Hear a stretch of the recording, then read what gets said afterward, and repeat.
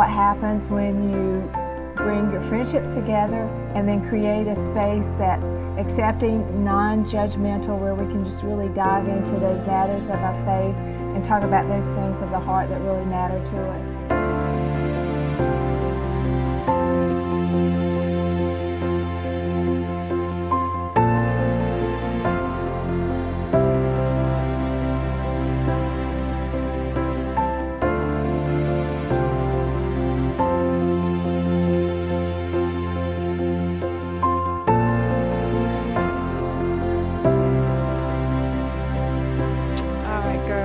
So good to see you this morning. I don't know.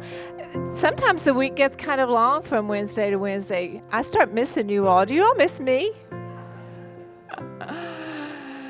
Okay. Well, one of the things that I want to talk about this morning as we start off this next week, this third week. We're in our third week already. Can you believe that? We're almost a third way through. That's how quickly it goes by. And if you remember, in the first week, we talked about what treasure is. Remember that? We talked about the unexpected ways that God gives these little things. He puts little things in our lives that really help us, because it's really easy for us to see the hurts and the trials and the tribulations, the Bible says, and all those things. But he's reminded us that he's left these little treasures tucked along the way, but that we have to have the eyes to see it, and we have to be able to slow down enough just to see it, and then to believe that he really did leave it there just for us, and then to receive it, and then to let whatever that is meet the need in our lives, whether we just need a God hug that day, or a heavenly giggle, or if we really are in a crisis moment, or it feels like a crisis moment, and we need a friend that just runs in and does something, or a word from some of the strangest places I've found that God has just really given me those what we call God stops, like in the midst of a crazy busy time or day or moment that you just feel like everybody else is still moving around you, but you've just stopped. Have you ever had one of those moments? It's like everything's just like slow motion. You just know that this is a moment where you're supposed to be getting something, and that's what we have challenged ourselves to do this 10 weeks, is just whatever it is, just stop in that moment and see what the treasure is that God has for us. Last week we talked about that we opened up God's Word, and that was the greatest treasure of all. And wasn't that just a special Wednesday? I've had so many of you call or text or talk about this sensation that you just felt when everybody opened up that Bible at the same time, and just God alive and at work within us. And that's what his word promises to do for us, that it will meet us right where we are. To me, I can't even get over that one thought, that I can open up God's word and it knows where to meet me. It has to be God alive. How else could we know? How else could he know what I need? And that just sets the whole stage of, I don't have to feel guilty about where I am. I don't have to feel rushed that I should be doing more. And if God is willing to meet me right where I am, then it's okay, isn't it? He understands. He gets me. Maybe no one else in the world will get me or get you right where you are, but God meets you every time you open up that word. Isn't that amazing? I mean, just to sit in that thought, just to sit in that is so encouraging to me today. Well, today we're going to talk about something really special to all of our hearts, and those are the people around us. David McKay says, friendship is a sacred possession. As air, water, and sunshine is to flowers, trees, and foliage, so are smiles, sympathy, and love of friends to the daily life of each of us. And isn't that the truth? That those around us become really the life and the breath of what we are. And just like what we heard before, it's just what Kelly was saying, it's just, it brings life to us so many times. And when you really think about this, ladies, when you think about all the things that God created, and we see that he has the possibilities within him to create anything, right? I mean, it's limitless what he could create. Out of everything that he did create, what he left for us to value more than anything, he says, are those that he put around us. Those relationships that we have are second only to our relationship with him.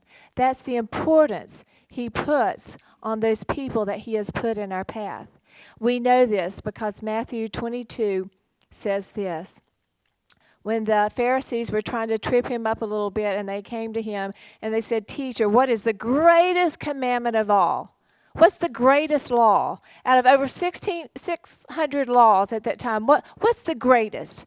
You know, and don't you think they were trying, well, we know that they were trying to stump him just a little bit. It's like, rattle through that Rolodex of all the laws and tell us real quick, what's most important? And I don't even think he had to take a breath before he came out with the answer. Love the Lord with all your heart, with all your soul, and with all your mind. This is the first and greatest commandment. And the second is likened unto it. Love your neighbor as yourself. And he said all the laws hang off of these two things. It's amazing how Jesus can just simplify things, isn't it? Isn't it amazing how he can just get cut right to the bottom line and just make everything so simplified in our mind? He said, out of everything that you can be doing today, out of all that to-do list that you have written down, these are the two most important things. Are you loving me in the midst of it, and are you loving those that I've put along your path? I don't know if you all are like me. Maybe you are. I think that we're so much more alike than we are different in here. But if you're like me, do you worry sometimes that even with all of the good intentions that we have, that if we're not really, really, really careful, that rather than really loving and truly appreciating all those that God has put around us, that sometimes we can kind of fail to see them for who they are and the treasure, the unique kind of treasure that they bring into our lives? I found so many times that I would say, "Oh, this is this group of friends, and this is that group of friends, and this is," and there's nothing wrong with that. But at the same time, am I clumping a group of people and not seeing them individually? Have we become so fast-paced in our world that it's easier just to label and box and clump? Sometimes I'm so guilty of this. But you know what? I learned a long time ago. I don't let that depress me or make me feel guilty. It just helps me to do better. It's like, oh, well, I may have done that yesterday, but I won't do that tomorrow. It's a sharpening of my mind to just see differently. This thought came to me this summer, and a God stop moment. I didn't realize it was a God stop moment at the time, like a lot of times we don't. But it was a family wedding. We were in Charlottesville, Virginia, and it was the morning after the wedding, and our family, we were sitting outside at, having breakfast, and my mother-in-law was with us, and we were busy talking, and she saw something fluttering behind me, and she goes, "Oh, is that a monarch butterfly?" And one of the ladies at the other table goes, "Well, it's a butterfly, that's for sure."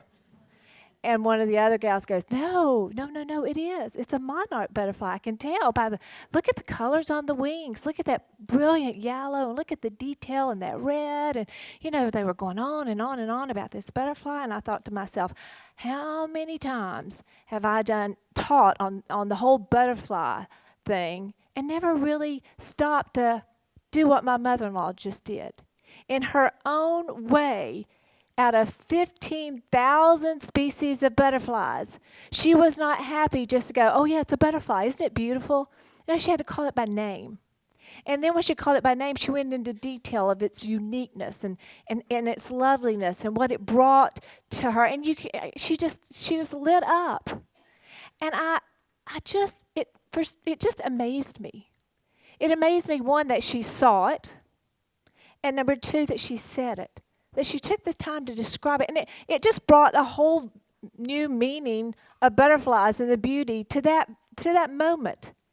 It was such a special moment. And then it made me start thinking about her and all the uniqueness that she's brought to my life and all the things that she said to me and all the different ways that she's touched my life that I really had not treasured before, because she's just always there. And it really caused me to stop and really start to write a letter to her about the things that I really value that she's brought into my life, and it's made me a better person because she is there. Well, that was a God stop for me for sure. And it really made me begin to question, do I really appreciate those people around me the way I should? Am I seeing my friends individually? Am I really treasuring the treasure that they bring to me? Am I seeing them as the unique people that they are, as the individuals that they are, the things that they have gone through, the things that they bring to me? Am I really, really doing that? You know, when you really think about it, butterflies are more than just pretty faces. And so are our friends. Butterflies have a unique purpose, and so does everyone around us. We see it all through the Bible, all the many types of friendships. Friends came running in troubled times. They came running in confusing times. They came in joyful times. They went to weddings together. They went to funerals together. They hung out at the well together. Because that's how God made us, right? He made us to be those relational creatures. And in your life right now, think about it. Think about your friends from past and present. What are some of their uniquenesses? What do different people bring differently to you? Proverbs 18:24 says, there is a friend who will stick closer than a brother and a sister. Who stuck with you, or who will stick by you as you go off with your rantings and listen to you about everything that's wrong in your world without judging you or thinking less of you?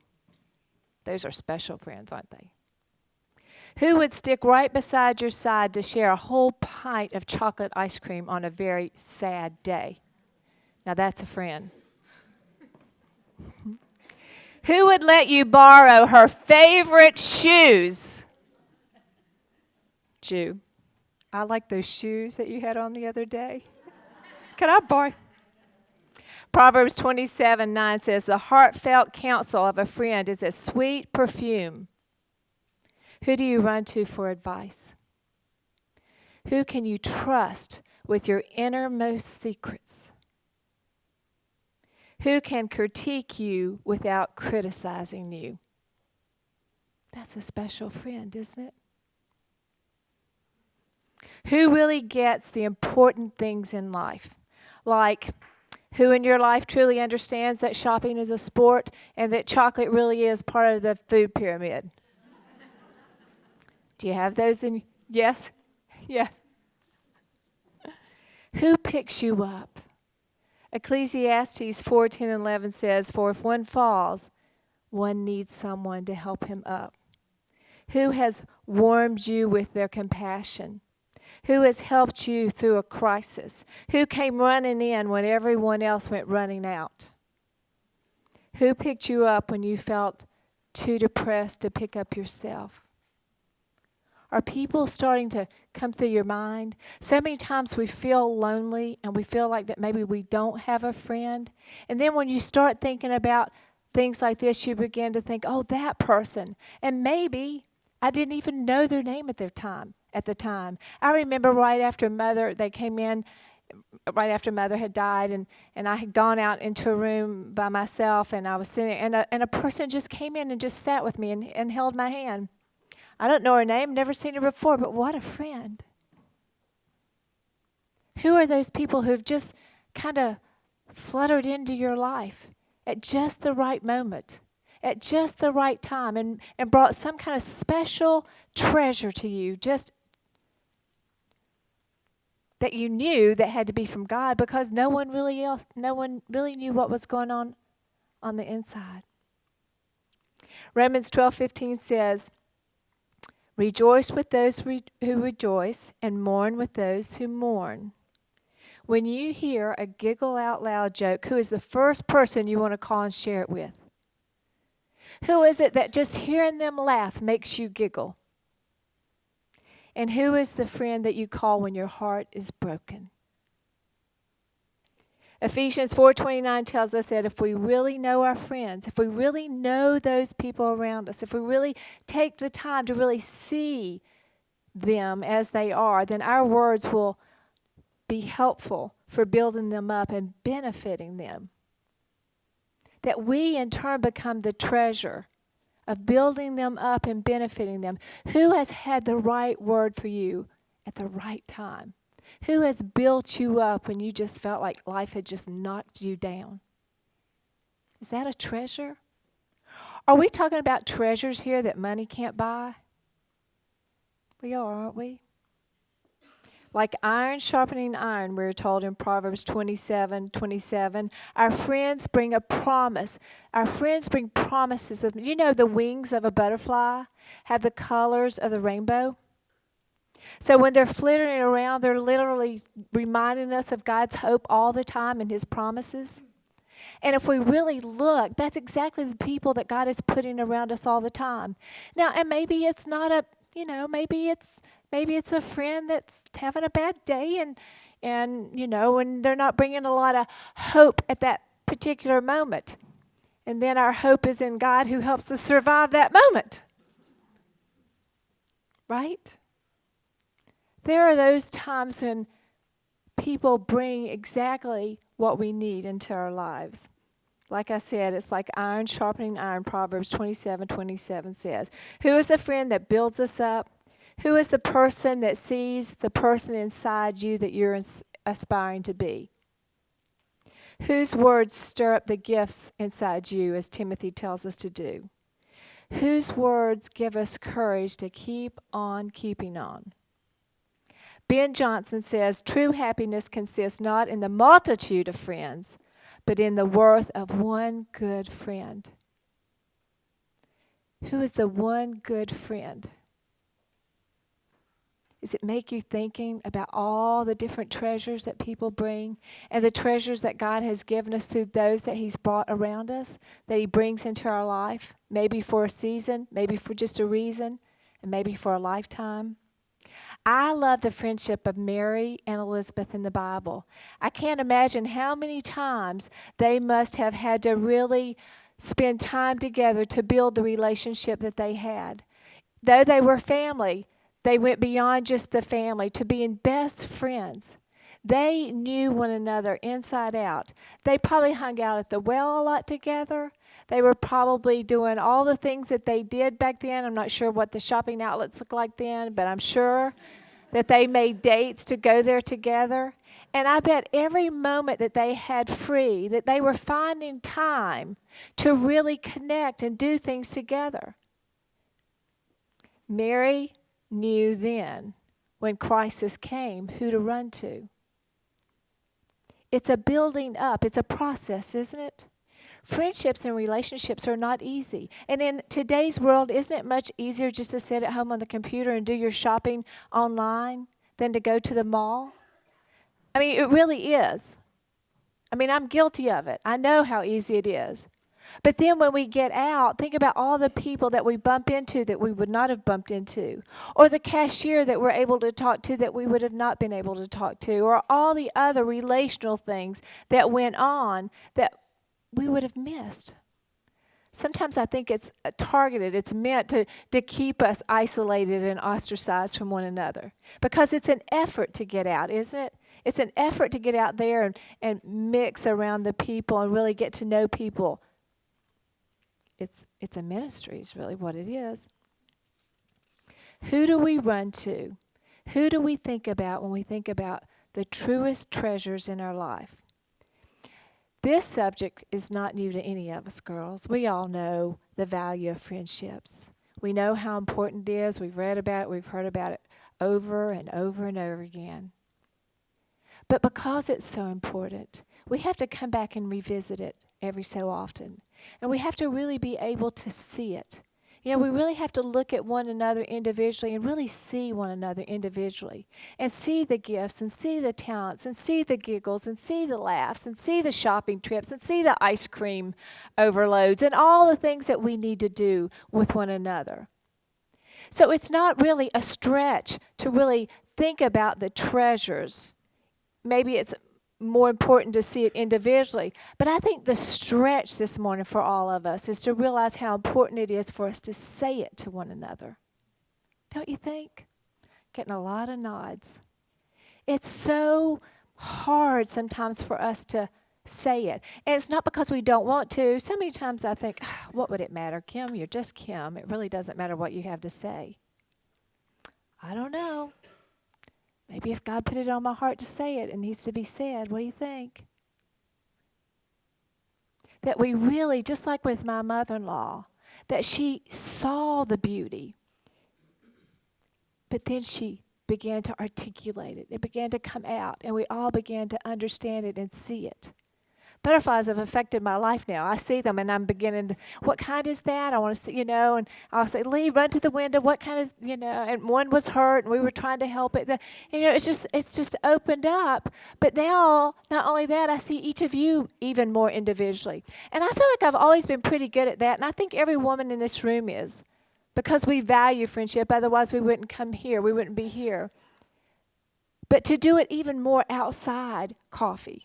Because, see, that's a treasure that we really do in here, don't we? For 90 minutes, we come in here, we close the doors, we put first names on our name tags. We try to see one another as individuals. We try to not talk about work and worry and husbands or no husbands. Or, we look at one another in the eye. And we begin to celebrate where we are and build one another up with our words. Now, I guess the challenge is going to be to continue doing that even more outside coffee. To all those around us that we rub shoulders with or bump elbows with, to really stop. In the last couple of weeks, I've been really stopping and going, now exactly wonder why God put this person in my life today. Or why exactly did He put them in mine? I read this, what was it that I heard not too long ago? I thought it was so great. It was a woman praying, and she said, God, why did you put this person in my life? And He said, I didn't. I put you in theirs. Think about it. Why are we around the people that we're around? And what is the ministry? What is the building up? What is it that we're supposed to be doing? Sometimes God calls, and it's great when He does, but a lot of times He'll call missionaries to Honduras, different places. You know what? For us, it may just be walking across the street or walking into your favorite store. Or your greatest ministry may be at the eyes looking across the table from you at dinner tonight. When we really get this, girls, we don't have to walk around and say, what is God's will for my life? Because we look around and we see God's will. How can I serve you? And how can I benefit you? And how can I build you up? And how can I help you see the person that God has made you to be?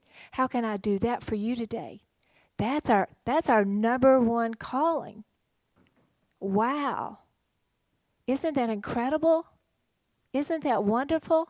That we don't have to worry about our significance or our service because we're all around one another all day long. And I will tell you, there is not one person in this room that doesn't need a word of encouragement every day and sometimes every hour. Isn't it true? So not only do we see the value, but we learn to say it more. And you know what? If the person didn't need it at that time, they'll just store it in the memory bank and they'll pull it out. It'll be a seed that they'll pull out when they do need it. Our words of encouragement and equipping are never wasted, I'm finding out. They are never wasted. Mary and Elizabeth had built that strong relationship. And when Mary found herself, when everyone else went running out on her, and she could actually have been stoned, here she was pregnant at a teenager, an unwed teenager in that time. But she ran to Elizabeth. And she was able to tell her the secret that probably only she and Joseph and the angel of God knew. And she ran to her with this news, this disturbing news. What am I going to do? What am I going to do? What am I going to do? And Elizabeth looks at her and she goes, "Oh, Mary, you're highly favored."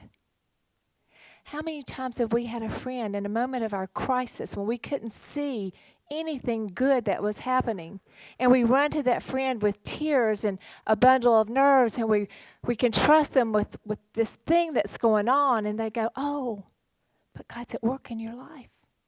Just hang on. His favor is resting on you, and it'll be okay." How many times a day do you need a friend to say, "It's going to be okay"? Girls, it's the ministry that we carry within ourselves all the time. Anna Cummins says, "Do not save your loving speeches for your friends until they are dead. Do not write them on their tombstones. Speak them now instead. Speak them now. See it and say it now." So that's what we're going to do. We're going to break for 30 minutes of table talk time. And I want you all just that you've got your discussion points there. Have fun just talking about friendship in a new way, girls. Okay? I'll see you back in 30 minutes.